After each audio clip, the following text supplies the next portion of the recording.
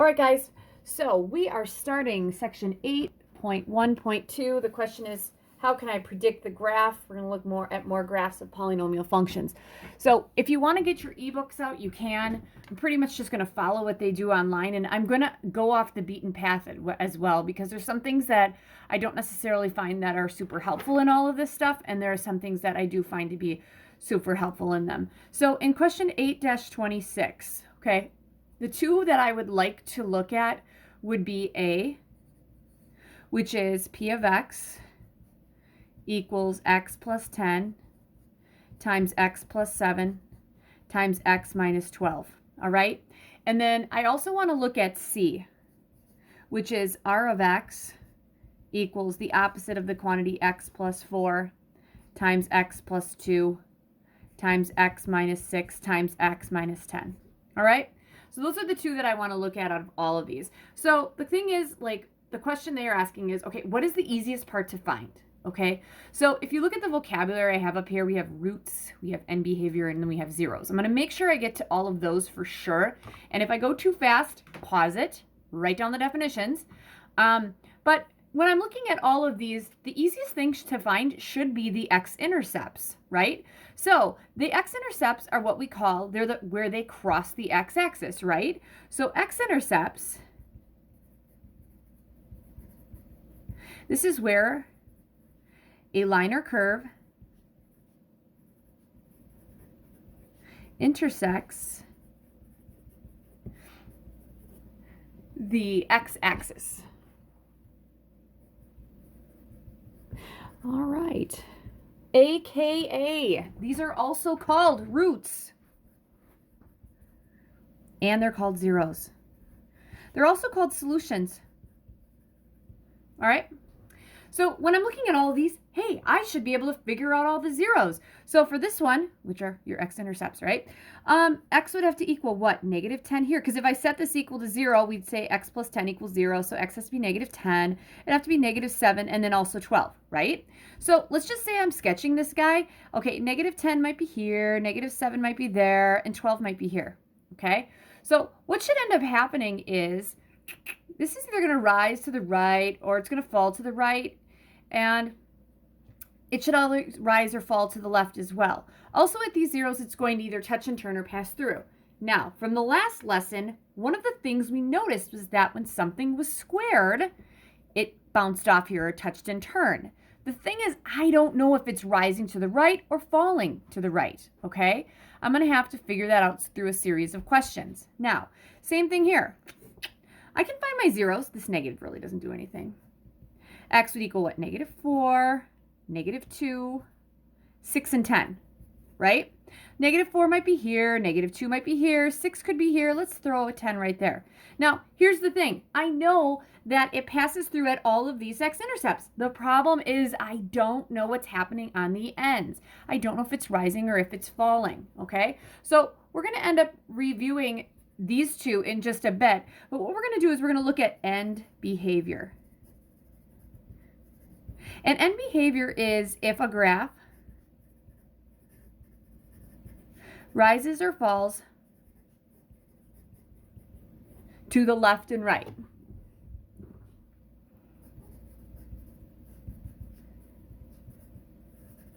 So I'm going to revisit this in just a second. All right. So I need to go through a series of questions. All right. So here we go. Now, first thing, to get the end behavior, you have to look at the leading coefficient. And it's been a long break, and I can't remember if we went over that. So let's just say that my polynomial function is, we're going to look at y equals 2x squared plus 3x minus 4, and y equals negative 2x squared plus 5x. All right, there we go.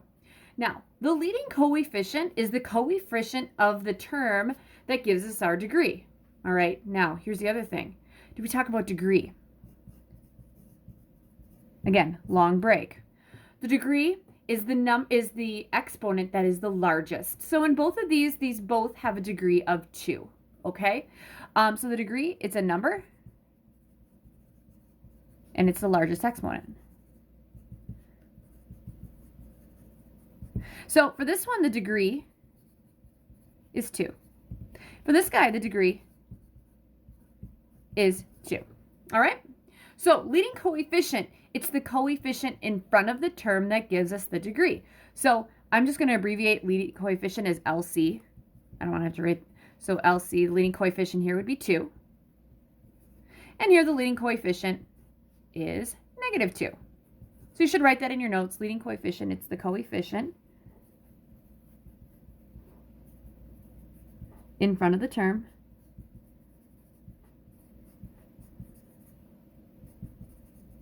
that gives us the degree. Sorry, I'm getting kind of crunched in there. But you guys should just write that in there. Leading coefficient, coefficient in front of the term that gives us the degree. So, you know what? Leading coefficient, that tells us if it's rising or falling to the left and to the right. So what we do is I just make these generic coordinate planes, and I'm going to focus on 2x squared here. All right, so don't worry about the other stuff. The other stuff gives us other stuff in the graph. That is the thing that's going to tell us if it's going to rise or fall to the right and to the left. Now, you guys should know, oh, it's rising to the right, and it's rising to the left, right? Because isn't that a parabola going up? And this one's falling to the right and falling to the left. That's my end behavior. So we're going to make these little graphs of all the end behavior. Sorry, I kind of lost that one. I'm going to have to go over. But it's falling to the right and to the left. All right, next one, y equals. And I'm totally just making up these equations, you guys. It's going to work for anything, okay? So let's go with y equals 1/2 x cubed plus 2. All right, and we're going to go with y equals -3 x cubed minus 1. All right, so looking at this one, degree and leading coefficient, degree. Leading coefficient. All right, the degree here, both of them, 3, right? Largest, 3. All right, leading coefficient here is 1/2. Leading coefficient here is -3. So let's look at end behavior, okay? So this one you might remember, or you might not. It's not a big deal. Sorry, I got to move this off to the left for you guys. I'm not too worried about this one. You should know that by what we've been doing in the past. All right, so here we go. Degree of 3. Just looking at this guy. Don't worry about the 2. Just looking at this guy. If I have a positive x and I cube it, so a positive times a positive times a positive, oh, that's positive. A positive times 1/2 is a positive. So as my x's get bigger, my y's should also get bigger. Now, if I have a negative x and I put it in there, a negative times a negative times a negative is a negative. A negative times 1/2, it's negative. So as my x's get to be negative, my y's also get to be negative. It's going to rise to the right and fall to the left. Next one, x's are positive here. If I take an x and I raise it to the third power, positive times a positive times a positive is positive, times a -3, wouldn't that be negative? So as I put positive x's in, my y's are going to be negative. Now, a negative x, negative times a negative times a negative is negative. A negative times a -3 is positive, so it's going to rise. Ooh, we got different directions. All right, next one, y equals. Let's go with y equals 3x to the 4th plus 2x minus 1, and y equals -7x to the 4th plus 5. All right, degree, leading coefficient. Degree, leading coefficient. All right. Now these both have a degree of 4 because the largest exponent is 4. So 4, 4. Just focusing on this, leading coefficient is 3.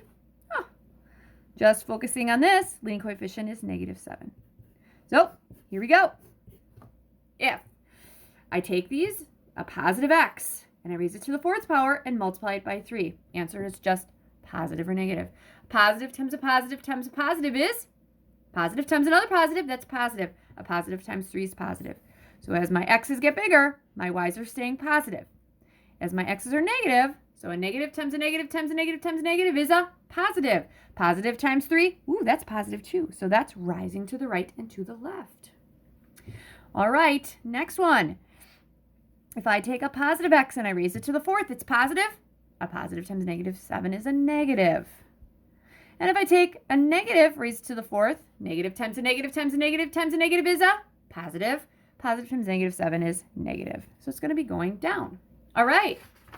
So I got those. I need to do one more, guys. Okay. So let's go to the 5th power. Let's go with y equals.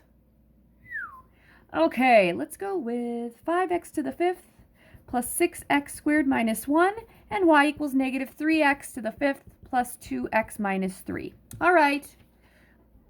Degree, leading coefficient. Degree, leading coefficient. All right. The degree in both of these is 5 because that's the largest exponent, right? So both of these have a degree of 5. Leading coefficient here is 5. All right? That's going to help us get our end behavior. Leading coefficient here is negative 3. That's going to help us get that end behavior. So here we go. Answers are either positive or negative. If I take a positive x and I raise it to the 5th, so a positive multiplied by itself 5 times is a positive. Positive times 5 is positive. If I take a negative and I multiply it by itself 5 times, is my answer negative? A negative times 5 is negative. So it's going to rise to the right and fall to the left. All right, next one. I'm going to take that, raise to the 5th power, multiply by negative 3. A positive raised to the 5th power is positive. A positive times negative 3 is negative, so it's going to fall. And a negative to the 5th power is negative. A negative times negative 3 is positive. All right, so, okay, looking at all of the stuff we have here, guys, I can say, okay, our end behavior. It either goes in the same direction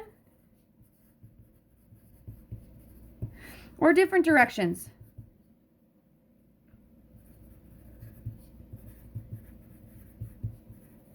All right. So wouldn't the same direction mean it's either going up to the right and to the left or down to the right and to the left? And you can look at all of your stuff. I'm going to actually shift this up. And different directions wouldn't either rise to the right, down to the left, or down to the right, up on the left. All right, so then I'd ask you guys, same direction. Ooh, aren't the degrees all even?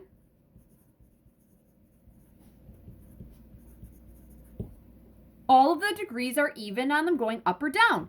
Now, if it's going up, that means your leading coefficient is positive. And down, you guys should notice the leading coefficient is negative, which totally makes sense with a parabola. All right, next, different. All right, different directions.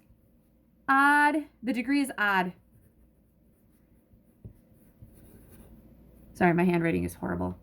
All right, so when it rose to the right and fell to the left, my leading coefficient is positive. And when it fell to the right and rose to the left, my leading coefficient was negative.